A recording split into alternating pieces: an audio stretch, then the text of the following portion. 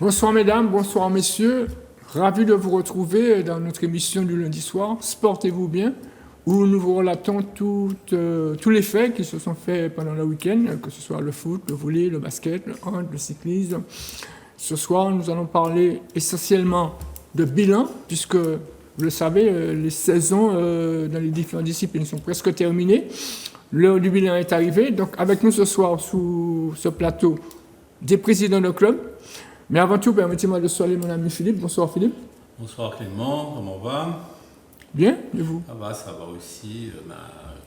On est content puisque nos présidents respectifs sont là. Donc effectivement, avec nous ce soir, 3 présidents, celui du volley, du hand et du basket. Bonsoir messieurs. Ounal Régna, merci d'avoir répondu à mon invitation. Bonsoir Clément Marajo, bonsoir aux téléspectateurs de Zouk TV. Bonsoir Frédéric Flamand, président de la Ligue de hand. Merci aussi d'avoir répondu. Bonsoir Clément, bonsoir Philippe, bonsoir à tous. Et puis monsieur Dambo, président de la Ligue de basket. Bonsoir et merci d'avoir répondu à notre invitation. Bonsoir Clément et bonsoir à tous les auditeurs et téléspectateurs de Zouk TV. Alors permettez-moi avant de commencer de remercier Emmanuela, Marvin et Grégory pour avoir préparé cette émission pour nous. Je reviens avec vous dans un instant, mais on va parler football pour le moment, puisque vous savez, c'était la finale de la Coupe Vive qui s'est déroulée samedi soir au stade Pierre-Aliquer, entre les Glons du Lamentin et le CS Moulin. Malheureusement, c'est le CS Moulin qui l'a emporté sous ce score de 2-1 face à une équipe de l'Aiglon qui a été quand même accrocheuse, qui s'est bien défendue.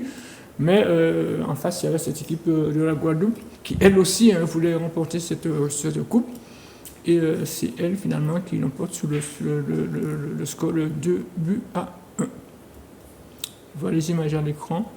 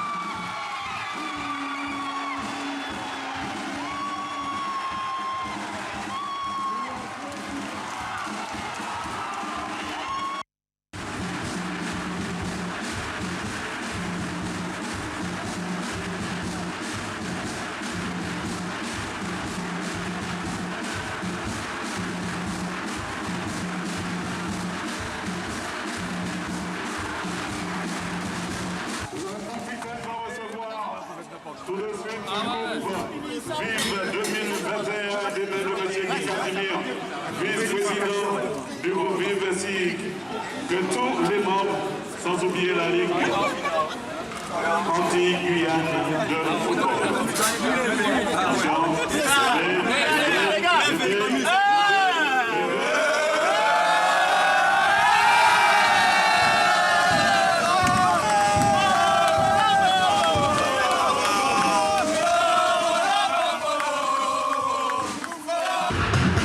Vous l'avez résumé, c'est-à-dire ils ont 2 occasions, 2 frappes hors de la surface.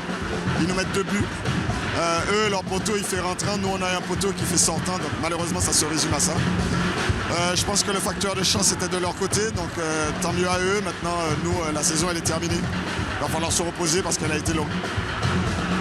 Alors, Richard Albert, l'entraîneur du CSM.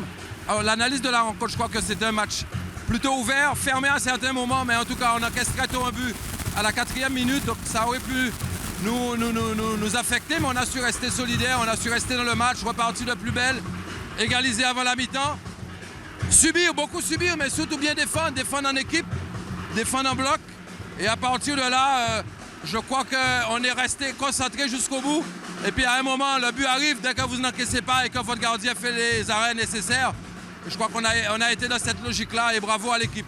Bravo à mon équipe, bravo aux jeunes, bravo à tout le monde et franchement je suis ravi. 3 fois qu'on vient ici, 3 fois qu'on gagne. Je crois qu'on a fermé la parenthèse, peut-être qu'on va l'ouvrir autrement, mais jamais 203 et ça s'est réalisé aujourd'hui. Voilà. Et oui, donc comme d'habitude, au son et à l'image, M. Clément Marageau, notre docteur S-Image. Et puis sachez que pour la 3e place, c'est le Gelda Odokourou qui l'a remporté face au club franciscain sur le même score de 2-1. Alors, on va parler de sport collectif à présent avec vous, messieurs les présidents. La saison est terminée, je le disais. Quel bilan vous faites de cette saison qui, comme tout le monde le sait, a été un peu dans le dossier? Qui c'est qui prend la parole, hein? Président du volley, tout en sachant qu'il n'y a pas eu beaucoup de compétition cette saison. Non, effectivement, Clément Marageau, ça peut aller relativement vite. Une année en demi-teinte, parce qu'effectivement, vous savez, nous avons plusieurs disciplines. Donc, celle de la salle a été vraiment réduite à sa plus simple expression. En début de saison, nous n'avons pas pratiqué et nous nous sommes retrouvés au mois de mars pour la Coupe de Martinique, mais l'édition déjà de 2021, puisque nous n'avions pas pu la réaliser l'année dernière. Et donc ça s'est résumé en quelques matchs de préparation dispensés sur un mois, et puis 3 semaines de compétition pour la Coupe, qui a vu cette année le rayon de Petitance remporter au féminin comme au masculin la compétition. Voilà, donc c'est vraiment un bilan très très très maigre côté salle. Moi j'espère, et très rapidement j'ai demandé aux différentes commissions concernées de faire en sorte que l'on puisse démarrer sous les meilleurs auspices. Mais on reste quand même relativement content puisque sur une autre discipline que nous pratiquons, le beach volley, nous avons pu mener un championnat régulier avec 8 à 10 étapes de mémoire, avec dès la semaine prochaine, le 10 juillet, les playoffs. Et ça a vraiment bien marché puisque de nouvelles têtes ont apparu, de nouveaux clubs sont apparus. Et puis, il y a un public qui commence à être constant. On peut compter environ 50 à 80 personnes à chaque jour de compétition qui restent là tôt le matin jusqu'à tard le soir. Et donc, là aussi, ça c'est notre politique, vous la connaissez, c'est celle qui veut que les jeunes soient mis en avant. Nous avons eu de très très beaux centres régionaux d'entraînement parce que ce n'est pas de la compétition, mais c'est la formation et c'est tout aussi, sinon plus important que la compétition pour les sports collectifs. Et là, nous avons eu des centres régionaux d'entraînement particulièrement relevés, avec beaucoup de bonnes choses, beaucoup de bonnes surprises, des sélections qui ont essayé de se préparer pour des compétitions nationales, mais ces compétitions n'ont pu être organisées. Et puis, eh bien là, on déroule sur ce que l'on sait faire sur la période juin, juillet, août, avec... On aurait aimé avoir plus d'équipes, mais sans préparation, c'est difficile. Là, nous allons sur les championnats de la Caraïbe avec une délégation qui est partie hier matin, la sélection des U19. Voilà. On y revient, Président. Très bien. Président Flamand, c'est vrai que vous avez eu la Coupe et le championnat avec en apothéose un champion extraordinaire, Arsenal du Robert. Oui, nous avons même eu 2 coupes, parce que nous avons joué aussi la Coupe 2020-2021. Au mois de décembre, et puis la Coupe de cette année 2021-2022. Donc, une saison mitigée, de quoi être satisfait, et je tire mon chapeau au président de la commission des compétitions, parce qu'il fallait vraiment s'arracher les cheveux. On a vraiment pu jouer à partir du 20 mars, du 30 mars, quand on a eu le feu vert des autorités, et de là, nous avons pu trouver un championnat régulier quand même, pour mettre les équipes en meilleures conditions pour aller au championnat ultramarin. Et comme vous le disiez, l'apothéose, l'Arsenal du Robert chez les filles qui gagne le titre en ultramarin, et puis à jamais les premier titre de championne de France de National 1 en handball. Donc de quoi être satisfait. Mais vous disiez, la saison n'est pas terminée parce qu'il faut déjà remettre le pied à l'étrier. Compte tenu de ce qui se passe autour, on ne sait pas ce que ça va donner pendant ces 2 mois d'arrêt, juillet-août. Donc nous espérons pouvoir repartir sereinement en septembre. Alors, Président Dambo, vous n'avez pas eu de championnat, mais un petit championnat qui s'appelle Rebondir. Est-ce que vous avez bien rebondi? Je pense que oui, parce que en peu de temps, c'est-à-dire en 2 mois, nous avons pu donc organiser cette compétition qui ressemblait à un championnat qui n'en était pas un, et en plus faire la Coupe de Martinique, qui n'avait pas été faite depuis 2 années. Donc nous avons pu réaliser ces 2 compétitions et je remercie tous les acteurs, quels qu'ils soient, et également les gestionnaires de salles, parce que ce n'était pas aisé compte tenu des nombreuses manifestations sportives qu'il y avait et du peu de salles dont nous disposions. Donc on peut dire qu'il y a eu satisfaction de la part, d'une part, des organisateurs et en plus de la Ligue martiniquaise de basketball.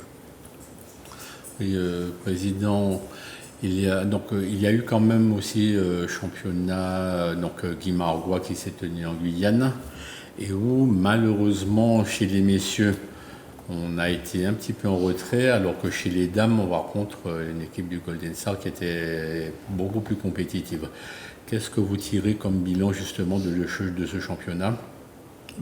Justement, l'organisation du championnat, entre parenthèses, c'est-à-dire de la compétition Rebondir, était faite pour désigner des représentants martiniquais à la compétition du Marois qui n'a pas eu lieu depuis 3 années. Ça fait 3 années que nous reportons ce championnat qui devait se faire en Guyane et qui s'est tenu effectivement. C'est vrai que les garçons, comme je vous disais, après deux mois seulement de compétition, n'ont pas pu tenir devant les cadors qui étaient donc la Guyane, qui elle a toujours pu jouer pendant la Covid, et également la Guadeloupe qui a eu des compétitions beaucoup plus fréquentes que chez les nôtres. Quoi qu'il en soit, nos camarades de la Gauloise ont fait de leur mieux pour représenter la Martinique. Et du côté des filles, c'était quand même le même constat, mais elles étaient peut-être beaucoup plus revanchardes et beaucoup plus actives que la Gauloise, et peut-être aussi que les adversaires qu'elles avaient, ce n'est pas pour minimiser leur performance, mais simplement pour dire que peut-être que les adversaires qu'elles avaient, à savoir la MJCA des Abîmes, qu'elles connaissent déjà, et également Sinamari. La Sinamari, eh bien, elles ont pu rivaliser et il s'en est fallu de peu que nous remportions cette compétition. Ça s'est joué, si vous voulez, au point avérage carrément.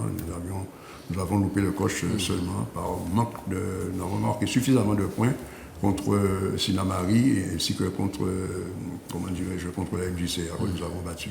Voilà. D'accord, donc Président Flamand, est-ce que vous étiez présent justement lors de cette magnifique prestation de l'Arsenal hors de Martinique, et si oui, est-ce que vous pouvez en tirer un bilan? Non, je n'étais pas présent physiquement, mais nous avions, grâce à les moyens techniques, nous avions les images par le Facebook de la Fédération française de handball. Nous avons pu suivre les exploits. Il faut rappeler, tirer de son chapeau à la gardienne, Sephora, qui a fait l'arrêt qu'il fallait pour permettre à son équipe, l'Arsenal du Robert, de remporter ce titre. En fait, c'est tout un collectif, hein, et nous avons eu l'occasion de fêter ce titre. Hein, nous les avons reçus.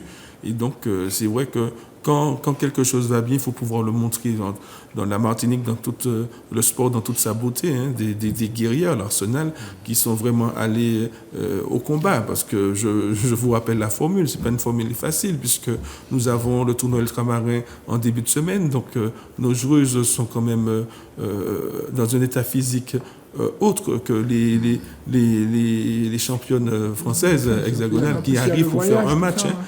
Donc voilà, c'est une formule qui a ses limites, mais bon, elles ont pu s'en sortir, et donc ça donne encore plus de relief à leurs prestations. Donc bravo à l'équipe de l'Arsenal de Rome, bravo au staff. Je salue le président Steve de la Salle, et vraiment on doit pouvoir tirer le meilleur de ce titre. Donc, gageons que les politiques, on parlait de salles, de manque de salles, gageons que nous pourrons surfer sur cette vague et montrer que le sport martiniquais peut faire des choses, mais dès lors qu'on lui en donne les moyens, parce que c'est sûr que les moyens ne sont pas souvent à la hauteur.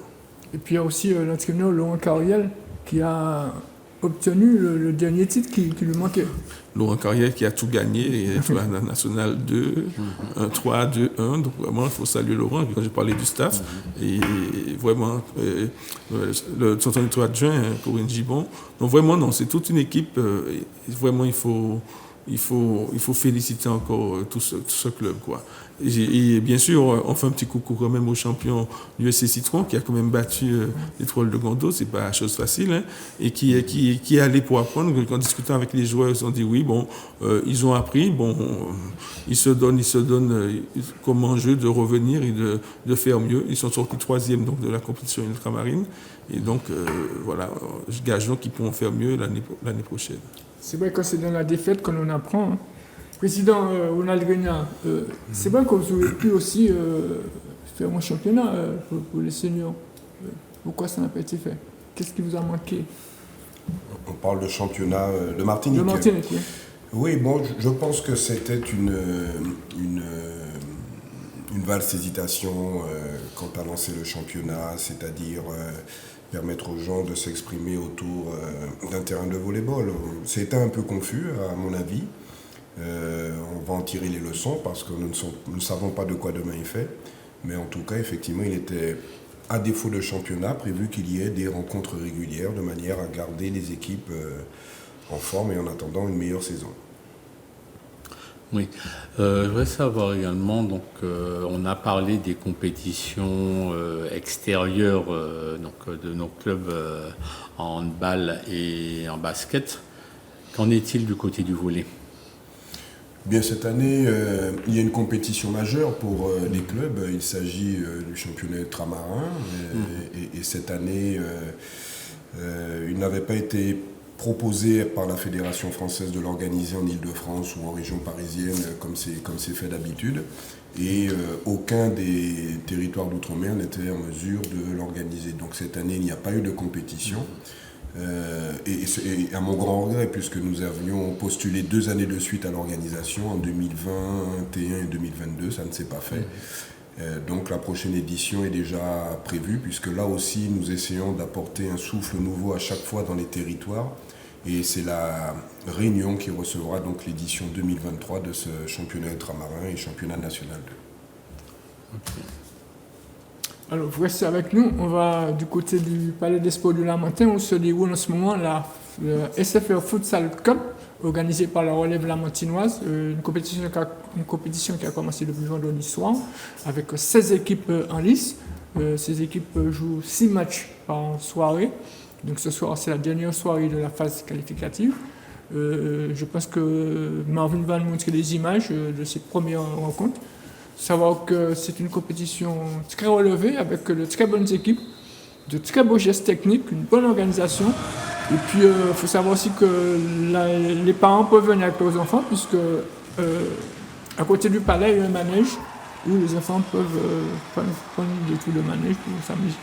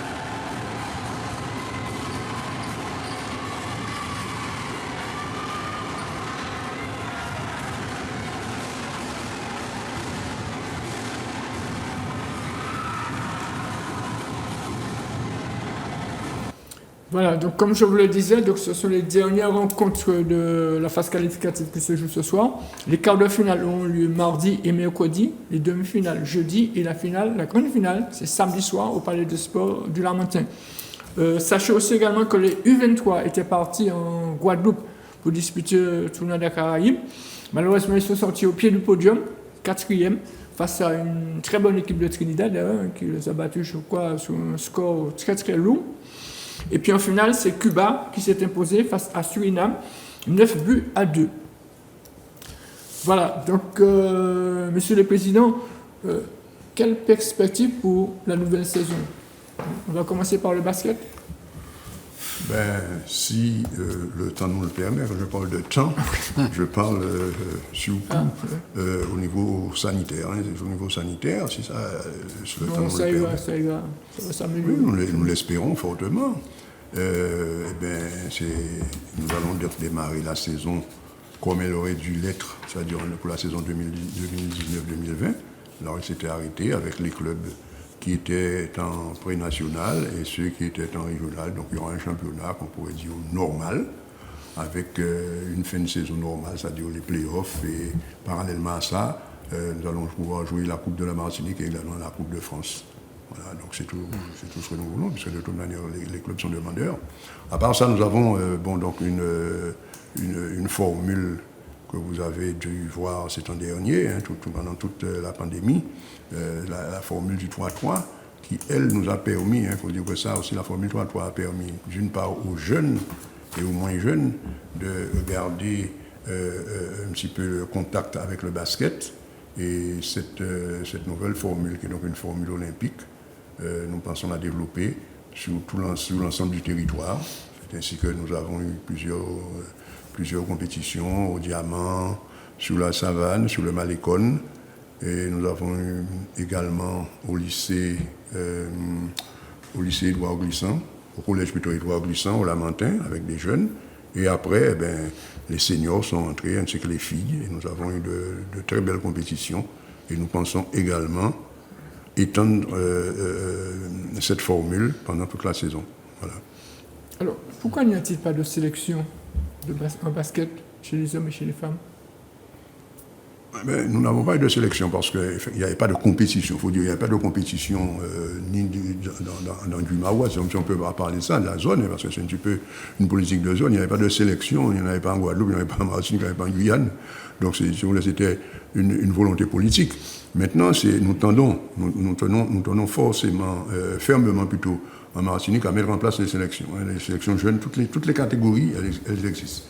Et depuis notre prise de fonction, nous nous faisons fort de préparer les sélections. Nous avons eu, si vous voulez, pas des sélections telles qu'on entend les sélections de la Martinique, mais nous avons eu des rencontres avec des jeunes beaucoup de jeunes, lorsqu'ils arrivent en vacances, comme actuellement. Vous avez dû voir ça l'année dernière. Nous avons fait un truc qui s'appelait le tournoi de ligue. On a fait un tournoi de ligue, donc il y avait des sélections, surtout avec un mélange de jeunes issus des centres de formation et issus de la Martinique qui sont en métropole, soit dans les centres de formation, dans des clubs pro, qui pendant les vacances, nous avons eu plusieurs rencontres à période de nation. Peut-être que cette année, période de nation, s'il est en réflexion, nous n'aurons pas l'occasion de le faire là, mais nous tenons fermement à ce que cette formule revoie le jour. Et par la suite, avoir une sélection. Quand on parle de sélection Martinique, on va faire une sélection pas seulement avec les joueurs de la Martinique, mais ce sera une sélection vraiment élargie, avec l'apport des joueurs, comme je vous disais, qui sont en métropole, et avoir une compétition digne de ce nom en Martinique, avec peut-être l'équipe de France, et pourquoi pas une club de Porto Rico, une club des États-Unis. Ça, nous donnons un club de collège ou autre, mais nous tenons à le faire avant la fin de notre mandature en 2024. Donc, vous aurez sûrement l'occasion de voir la sélection de la Martinique, filles et garçons, à l'œuvre. Avec des joueurs étrangers comme pour le football. Enfin, on peut pas les appeler étrangers, les Martiniquais qui jouent à l'étranger. Des Martiniquais expatriés, mais qui peuvent, avec les règlements, participer à nos compétitions contre des équipes étrangères, soit métropolitaines, ou soit portoricaines ou états-uniennes. Voilà. Alors donc là, c'est en fin de compte, il y a possibilité de mettre une sélection pour des matchs qui ne seront pas forcément officiels. Mais maintenant, qu'en est-il des relations entre la Ligue régionale de basket et la FIBA zone caribéenne? Et est-il possible donc de faire rentrer dans les compétitions de la zone caribéenne comme ce fut le cas mais il y a déjà très longtemps?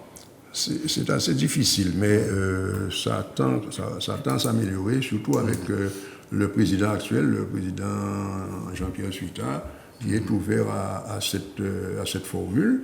Moi, l'essentiel, c'est qu'au moment où nous aurons des compétitions FIBA, qu'il n'y ait pas dans la compétition, en même temps, une équipe métropolitaine, c'est-à-dire l'équipe de France. Si l'équipe de France n'est pas présente, nous aurons l'opportunité, quand nous aurons une équipe digne de ce nom, parce qu'on ne va pas aller faire de la figuration et puis se faire balader, donc c'est pas le cas. C'est avoir une sélection compétitive qui pourra rivaliser avec les équipes de la Caraïbe. Et comme nous l'avons connu, effectivement, la dernière, c'était en 1988, où nous étions allés ça s'était passé, j'oublie déjà le nom, mais enfin, Barbade, je pense. Ça n'avait pas trop mal passé, mais c'est la dernière fois que la sélection, effectivement, avait vu le jour. Et après, lors de la préparation de l'équipe de France aux Jeux Olympiques, il y a une dizaine d'années de ça, vous avez eu l'équipe de France A et l'équipe de France B, qui étaient de passage en Martinique. Voilà. Mais est-ce que vous n'avez pas déjà, s'il n'y a pas une crainte justement d'être confronté pour ce genre de compétition au même problème que la sélection de football, à savoir les présidents de clubs qui ne pourront pas lâcher leurs joueurs? Parce que, pour reprendre un cas, on imagine Mathias Le Sort n'étant pas forcément libérable par son club, ni Yanis Morin, ni les frères Dufay. Nous nous arrangerons pour organiser ces compétitions lorsque ces gens-là seront disponibles. C'est tout à fait normal, vous le comprenez bien. Ces gens-là sont liés sous contrat. Les clubs dépensent souvent des fortunes pour les avoir et pour les maintenir en bonne santé. Donc ils ne vont pas comme ça, après un coup de téléphone, libérer les joueurs parce qu'ils ont quand même leur championnat à faire. Et les clubs tiennent fermement à eux. Donc nous allons pouvoir organiser ces compétitions, mais un peu comme au moment où nous parlons, c'est-à-dire pendant les vacances, là où le championnat est arrêté et où les joueurs seront disponibles et pourront regagner l'équipe de la Martinique pour ces compétitions. C'est vrai qu'en ce moment, il y a des fenêtres internationales. Je crois que aujourd'hui, par exemple, l'équipe de France A faisait un match de qualification contre la Hongrie et aujourd'hui aussi, en ce moment se tiennent par exemple beaucoup de compétitions de jeunes, entre autres chez les championnats du monde des U17. Donc c'est peut-être effectivement, nous sommes dans la bonne fenêtre peut-être pour faire. Absolument, mais comme je vous dis, on n'aura pas peut-être tous les clubs, on n'aura pas tous les joueurs, mais nous aurons au moins ceux qui ne sont pas retenus en équipe de France ou en fonction du niveau de la compétition à laquelle nous allons participer. Alors, Frédéric Clément, comment s'annonce la nouvelle saison au hand? Oui, mais alors, avant de parler de nouvelle saison, on va parler d'actualité, puisque nous avons beaucoup parlé seniors, mais il faut savoir que toutes les équipes jeunes ont fonctionné, les catégories jeunes. Et après, en termes de bilan, il faut se dire que nous revenons de loin, parce que nous avons perdu près de 1200 licenciés. Et donc vraiment, notre cheval de bataille, ce sera de regagner ces licenciés et les faire revenir. Et donc nous avons pour cela de nouvelles pratiques, le handfit, le handa4, le H4, et plus vocation scolaire. Donc nous allons aller vers l'éducation nationale, chercher ce vivier-là, avec un dispositif fédéral, un club, une école, un club. Et puis, nous avons comme pratique nouvelle le beach handball. Donc, c'est pour ça l'actualité. Là, nous avons 2 sélections filles et garçons qui se préparent, puisqu'elles vont partir, ces sélections, la sélection se joue de mémoire le 22-24 juillet 2022 à Dunkerque. Et donc, nous avons fait un beach hand tour avec des matchs pour préparer ces sélections et même de la découverte de cette nouvelle pratique. Et donc, les sélections vont partir pour ce premier tournoi de Coupe des territoires de beach handball à Dunkerque. En perspective, donc, ce serait vraiment se battre pour faire revenir les licenciés. pouvoir mener à bien un championnat.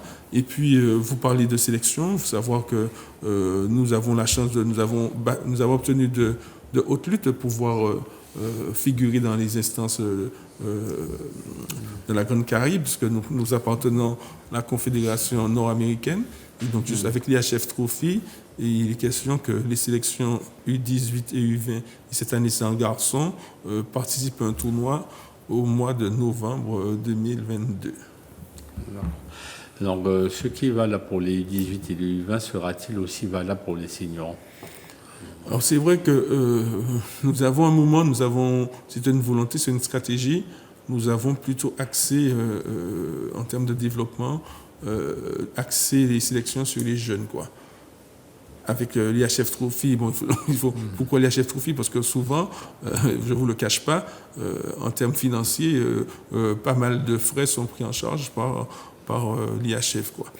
Pourquoi pas les sélections seniors? Oui, vous avez, c'est d'actualité puisque nous avions un tournoi qui s'appelle ANZAG, Martinique, Guadeloupe, Guyane, qui a été annulé, ça fait 3-4 ans qu'on ne l'a pas joué, mais il est question qu'on revienne déjà à ce tournoi ANZAG déjà entre nous, puisque la force du handball martiniquais, c'est que nous pouvons, avec les deux présidents, donc Gérard Randy pour la Guadeloupe et Paul Polydor pour la Guyane, nous essayons de mutualiser et donc pouvoir aller défendre nos dossiers, les trois ensemble on est plus fort auprès de la Fédération française de handball pour obtenir ce que nous devons obtenir, un juste retour des choses, puisque nous savons très bien tout l'apport des ultramarins dans les équipes nationales.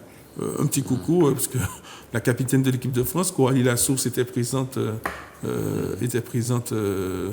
en vacances, à titre privé, avec sa sœur Déborah, du pensionnaire de l'équipe de France. Et on a même aussi une petite Anne-Augustine qui a signé un contrat pro. Donc vraiment, on n'a pas à rougir des résultats. Les jeunes percent, certains jeunes percent. Tout le monde ne peut pas percer. Mais bon, on a de bons résultats qu'il faudra encore accentuer, voire pérenniser. Alors, les perspectives pour la nouvelle saison? Perspective, je vous l'ai dit, donc pouvoir, le président Dombo parlait de temps, mais pouvoir essayer de démarrer une saison, sincèrement, quand on voit ce qui se passe et quand on écoute, il faut s'attendre au pire. Enfin, je ne vais pas être non plus le chat noir. Mais après, nous avons montré que nous savons nous adapter. Nous avons courbé les chines. Vous vous rappelez comment nous avons eu des couvre-feux, des matchs à huis clos, etc. Donc on va être créatif, on va être inventif, on va essayer de pouvoir faire ce qu'il y a à faire. Il y aura quand même un championnat. Oui, on va voter.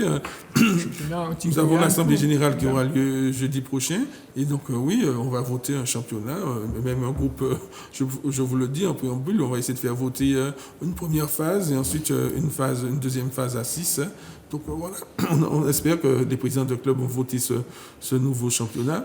Et puis, pour, encore une fois, mettre les équipes dans les meilleures conditions pour aller défendre ce qu'il y a à défendre, puisque l'Arsenal du Robert nous a dit gagner un titre, c'est bien, le conserver, c'est encore mieux. Mm-hmm.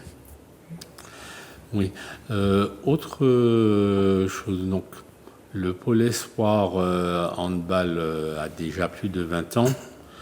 On sait qu'il a déjà fourni de très très grands joueurs.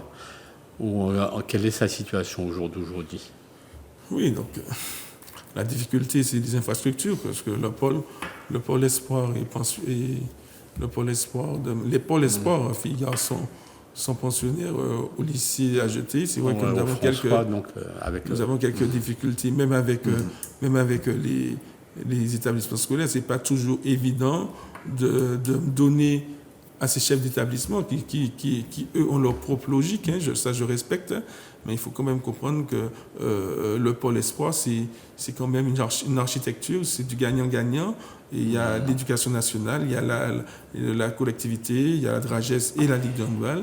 Donc, les décisions doivent se prendre peut-être à 4 pour pouvoir mettre le pôle espoir dans les meilleures conditions. Donc, vous parlez de conditions. Oui, le hall des sports, le palais des sports du François est en rénovation. Nous avons de bons signes de l'édilité. La municipalité du François fait un travail, je le reconnais. Bon, après, donc, on nous donne des dates, mais voilà. Mais nous avons un plan B, le pôle s'entraîne à l'IMS, ça coûte plus cher.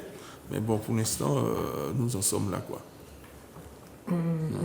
On va rester dans l'actualité. Président Ronald, on sait que la sélection I-19 est partie pour disputer un championnat de la Caraïbe. Le président Dambo le disait, sa sélection sera renforcée de joueurs évoluant en métropole. On sait que la sélection U19 des filles a été renforcée avec des joueuses évoluant en métropole également. Quelles sont vos chances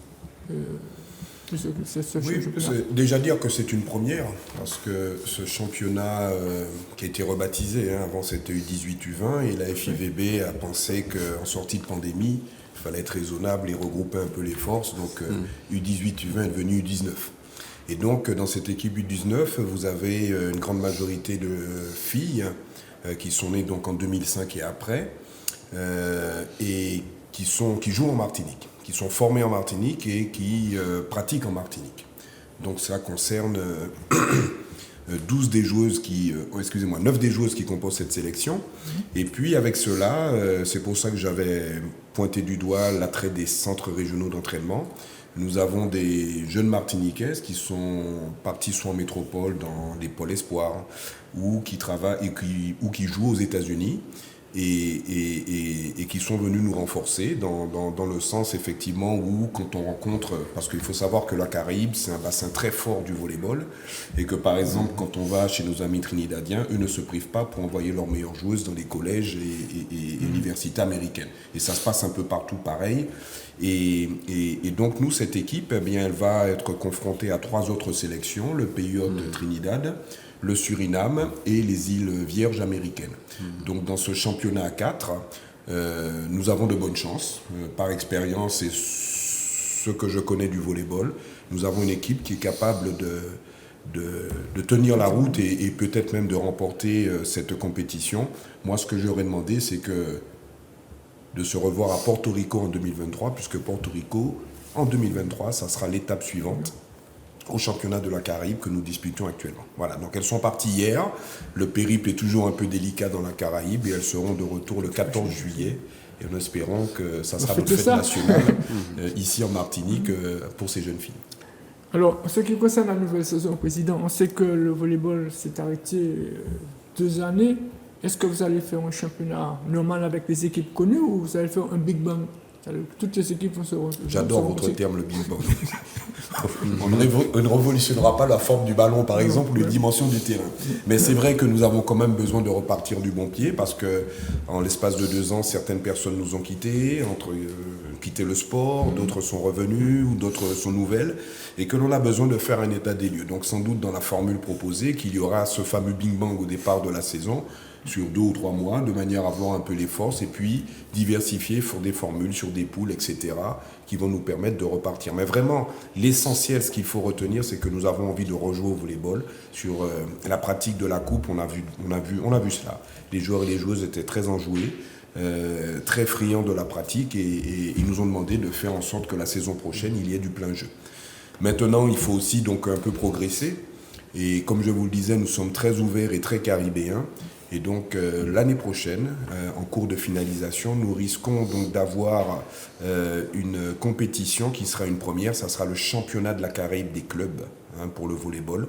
C'est-à-dire que les clubs champions, on ne connaît pas encore très bien la formule, il faut affiner, que les clubs champions seraient donc invités à participer à ce tournoi, qui est un peu l'identique des sélections. Et donc, nous avons déjà donc, des participations qui sont assurées, qui sont Porto Rico, très haut niveau dans la Caraïbe, puisqu'ils participent au championnat du monde. Saint-Domingue, 8e nation féminine au monde, donc ça aussi, c'est bien. En tout cas, quel que soit le niveau, ça fera du bien au club, et pas simplement aux sélections, de pratiquer à ce niveau, de se développer, de voir ce qui se fait dans la Caraïbe. Et au niveau des sélections ? Alors au niveau des sélections, vous savez que là, la Casova donc, a décidé de tirer très fort sur ces mois de juin-juillet avec deux catégories, les U19 et les U21. Je pense que le Suriname doit nous attendre en décembre pour les seniors. Malheureusement, pour les catégories U23, nous n'avons pas proposé d'équipe à ce jour. Mais ce qui se passe en salle va se répéter aussi sur le beach volley. Nous sommes quand même coutumiers du Norsega Beach Volley Tour avec des étapes que nous allons choisir pas trop loin et pour aussi des raisons sanitaires. Avec Saint-Domingue avec 4 étapes cette année sur lesquelles nous devrions envoyer, faute d'avoir terminé le championnat à l'heure actuelle, ce qui se faisait de mieux en beach volley en Martinique sur la saison 2020. Voilà, donc c'est un programme extrêmement varié, extrêmement dense que nous allons essayer de mener cette saison, si, comme mes collègues l'ont dit, la situation et le temps le permet. Voilà. Alors moi aussi, de par ma profession, on va toujours poser la même question. Les pôles espoirs, qu'en est-il? Alors, concernant le pôle, nous n'avons plus de pôle espoir. Ça fait donc un moment pour un cahier des charges que nous n'arrivons pas à respecter, puisque j'envie mes 2 collègues à côté, là, qui ont des conseillers techniques, nous n'en avons pas. Et là aussi, c'est difficile de mener un pôle espoir si vous n'avez pas quelqu'un à plein temps dessus. Voilà, malgré les efforts que nous faisons. Les pôles outre-mer sont définitivement rayés de la carte par la fédération. Et donc, nous, ce que nous avons à Rivière-Salée, c'est ce que nous devrions renommer à la rentrée un centre technique territorial. Voilà. Maintenant, les objectifs vont être revus, parce que nous nous sommes aperçus à fortiori qu'accueillir des jeunes qui rentrent en seconde au lycée, c'est déjà beaucoup trop tard, malgré les efforts, même s'ils sont bien formés. Et que là, cette structure va se diriger vers un mix, pour l'instant, en phase de transition entre des jeunes collégiens, de la classe de 5e jusqu'à la classe de 3e, et de très bons éléments qui sont en seconde. Donc, de manière à pouvoir effectivement... donc ça a fonctionné, on l'a fait fonctionner depuis les 2 dernières années, ça donne de très bons résultats, surtout au niveau détection, puisque nous avons 2 jeunes qui sont issus de cette structure, qui vont être admis en pôle espoir, en métropole dès la rentrée. Donc ça marche, ça fonctionne. Maintenant, ce qu'il faut, c'est continuer à densifier un peu cette pratique, continuer à améliorer le bassin de recrutement, et de manière à pouvoir faire perdurer cette structure. Alors, comme pour le basket et le hand, comment allez-vous faire pour avoir un conseiller technique de volley? Non, mais ça, c'est lettre morte. Ça fait longtemps qu'on a appris qu'on ne pourrait pas avoir, et de la bouche même de la fédération, qu'on a appris qu'on ne pourrait pas avoir de conseiller. Et pourquoi 800 000 licenciés, 800 à 1000 licenciés en fonction des années. Nous n'aurons pas. Par contre, là sur quoi nous souscrivons, c'est un agent de développement qui sera donc opérationnel début 2023 sur une enveloppe tripartite, fédérale, Ligue et ANS. Et donc ça va nous permettre de travailler, d'avoir un travail beaucoup plus consistant que le simple travail des bénévoles, qui est par ailleurs excellent, mais qui a sa limite dans le temps. Alors, Président, donc, justement, puisqu'on parle de CTS, puisqu'on parle de Pôle Espoir, nous avons ici un CTS qui, lui, a une énorme charge sur son dos.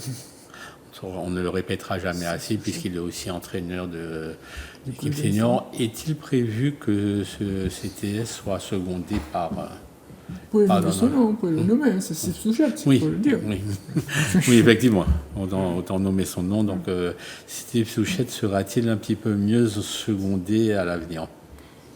Merci de me permettre justement de parler du CTS Steve, que je salue, et dont je loue le travail qu'il effectue avec nous depuis des années. Oui, pour le seconder, pour l'aider, oui, nous avons des pistes, et nous avons même pu mettre en place 2 agents de développement. 2 agents de développement qui travaillent sur le centre, sur le pôle espoir et sur le centre de perfectionnement que nous avons, qui est l'ancien, ce qu'on appelait autrefois l'ancien pôle, le pôle outre-mer. Oui. Et ça me permet justement de rebondir pour vous dire le travail que j'ai fait. J'ai un petit peu, pas volontairement, mais j'ai parlé des jeunes, mais pas suffisamment des jeunes, parce que justement, ce travail a porté ses fruits. Cette année, toutes nos sélections de jeunes sont sorties. Elles sont toutes allées en métropole, quelque part sur des tournois. Et les résultats que nous avions il y a 4-5 ans n'ont rien à voir avec ce que nous avons eu cette année. Cette année, nous avons eu des résultats, là où nous étions des fois sortis, nous sortions 10e, nous sommes sortis 2e ou 3e, particulièrement chez les filles, et c'est ça, je loue le travail des bénévoles d'ailleurs, parce qu'il y a une équipe technique régionale qui travaille avec le CTS, mais il y a également ces 2 agents de développement qui ont été recrutés en début de saison et qui travaillent d'arrache-pied avec lui et qui, comme je vous dis, ça apporte ses fruits puisque nos sélections et nos jeunes ont particulièrement brillé lors des compétitions qu'ils ont eues, soit au niveau Guimarois, parce que n'oubliez pas que Guimarois, nous avons remporté le Guimarois I15 en filles, nous sommes aussi second en garçon, et en U13 c'était la même chose. Donc je vous dis un petit peu le travail, et donc le travail a porté ses fruits, et j'ai failli, heureusement, grâce à vous, je peux rattraper la balle au bon, si on peut dire, et louer le travail de ces gens-là, et féliciter nos jeunes, en espérant que ce travail continue, il va s'amplifier, il va continuer, puisque, compte tenu des ambitions que nous avons, comme je vous dis, de faire progresser et d'augmenter également le recrutement des féminines, parce que ce n'est pas aisé. Je pense que dans toutes les disciplines, c'est difficile d'avoir des filles, mais particulièrement cette année, nos filles ont brillé, et c'est tant mieux. Et on va aussi souligner quand même qu'on a une nouvelle génération de jeunes basketteurs martiniquais qui sont particulièrement brillants. On va penser par exemple à Iliana Rutper chez les filles, à son petit frère Ryan qui brille en équipe de France de jeunes, aussi donc au frère du Féal, à Christopher Manerlax, à Maxime Karen, qui sont quand même la preuve... Issus de nos pôles, issus des pôles et issus de nos équipes à Martinique. Donc ça prouve qu'il y a quand même une relève d'assurés, quand même, qu'il y a un travail qui a au fil du temps porté ses fruits, et c'est tout le mal que nous souhaitons aux nouvelles générations. Particulièrement, je vous dis, et j'insiste là-dessus, particulièrement pour les filles. Les garçons, c'est beaucoup plus facile, mais les filles, maintenant, il y a peut-être une nouvelle formule qui est mise en place, qui attire, et il y a des demandeurs. Avant, quand nous avons, par exemple, quand on faisait le recrutement pour les pôles et autres, on avait des difficultés à avoir du monde. Maintenant, on est presque obligé, pas presque obligé, on est obligé de refuser du monde. Voilà. Président Ronald, c'est vrai qu'on parle de déplacement de jeunes en métropole. On sait qu'au hand, au basket, au foot, il y a souvent des jeunes qui vont disputer des compétitions en métropole. Or, on n'entend pas parler de cela au volley. Oui, la structuration est un peu différente. À l'invitation de la Ligue, il y a trois compétitions dans la Ligue. Comme je vous l'ai dit, cette année, nous avions jeté notre dévolu sur ce qu'on appelle les maxi-voléades. Elles n'ont pas pu avoir lieu. Mais on savait très bien que chaque année, nous essayons donc de partir avec les filles de moins de 14 ans et les garçons de moins de 15 ans vers ces compétitions. Mais je tiens à dire, et je le répète, que je crois que notre sort se trouve dans la Caraïbe, côté volleyball. Et donc, avec le comité directeur, avec notre nouveau directeur technique, William Lebel, qui est en place, nous avons vu des choses et je crois que c'est là que nous allons nous diriger, parce que c'est bien de travailler au niveau national, effectivement, mais on sent que les caractéristiques du volleyball développées dans la Caraïbe sont beaucoup plus proches des nôtres. Et donc, on fait le voyage pour apprendre aussi des autres. Et c'est ce qui est relativement important. Quand on voit les filles ou les garçons de Saint-Domingue jouer au volleyball, c'est une symphonie, quoi. On sent que la technique est là, mais aussi qu'il y a les caractéristiques d'explosivité, d'élasticité qu'on ne retrouve pas dans d'autres endroits. Et je crois que si on doit dépenser une certaine somme en kérosène pour aller à Paris-Orly, on peut aussi la dépenser pour aller dans la Caraïbe et travailler à cet essai. Je crois qu'on arrive au thème de notre émission. Si vous avez autre chose à ajouter, notamment Frédéric Flamand au hand, est-ce que vous avez quelque chose de plus à nous, un scoop à nous donner? Non. Comme j'ai parlé on va souhaiter bon vent à nos 2 sélections filles-garçons qui vont partir incessamment pour la première Coupe de France du territoire de beach handball. Nous aurons l'occasion de communiquer là-dessus. Et puis, nous faisons notre chemin et on compte sur vous pour justement rendre plus visibles nos pratiques, parce que c'est vrai que vous allez nous aider à attirer le nerf de la guerre, les licenciés. Vraiment, on compte sur vous. Nous avons besoin nous parlons de bénévoles, nous avons besoin des licenciés. Les clubs sont en souffrance, on le sait. il faut vraiment, là, à l'AG de jeudi, nous allons proposer quasiment un plan Marshall pour aider ces clubs à se professionnaliser, à trouver un jeune, placer un jeune service civique ou autre, pour aider les clubs à aller chercher ces licenciés auprès de l'éducation nationale, aller chercher les arbitres, aider ces jeunes parce qu'il n'y a pas de sport sans arbitre. Hein. L'arbitrage handball, c'est un arbitrage vieillissant. Donc nous avons nos problématiques. Hein. Donc nous comptons sur vous pour cette visibilité, pour pouvoir nous aider dans nos dossiers et dans nos plans d'action. Nous sommes toujours prêts à on vous remercie. Président Dambo, un dernier mot. Comme je disais en préambule, j'espère et je souhaite que nous pourrons avoir une saison digne de ce nom, une saison complète, avec les bénévoles, avec tous les acteurs du basket, et que nous aurons les résultats que nous espérons, c'est-à-dire les meilleurs, des champions à la hauteur, et pouvoir remporter à chaque sortie les trophées que nous allons donc discuter, tant pour les chez les jeunes que chez les seniors. Et c'est tout le mal que je souhaite d'abord pour le basket, mais pour tous les sportifs de la Martinique. Oui, comme le président Flamand disait, il faut que nous retrouvions nos licenciés parce que nous avons aussi souffert d'une 50% d'hausse de licenciés, donc baisse de 50%, c'est relativement important. Cela met en péril donc la pratique dans les clubs, les collectifs, le renouvellement, donc beaucoup de choses à revoir, et donc tout ce qu'on peut espérer, du moins pour le volleyball pour la saison à venir, c'est que nous retrouvions ce que nous avons laissé et que nous l'amplifions pour les saisons à venir. Merci messieurs d'avoir répondu à notre invitation. Merci Philippe. C'est moi qui te remercie Clément. Merci à Manuela, Grégory et Marvin pour avoir réalisé cette émission pour nous. Donc bonsoir à tous et portez-vous bien.